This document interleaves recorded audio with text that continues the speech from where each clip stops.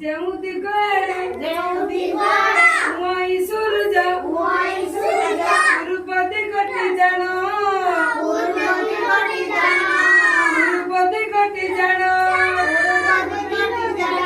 ତାକ ଆଡ଼େ ମୁହଁ କରି ଠିଆ ହେଲେ ପଛ ହୋଇବ ପଶ୍ଚିମ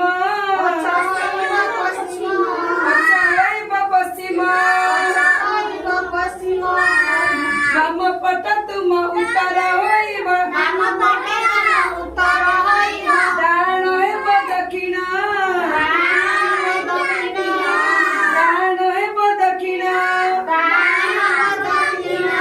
ଆମର ଚାରିଟା ଦିଗ ଅଛି। କେତେ ଦିଗ ଅଛି?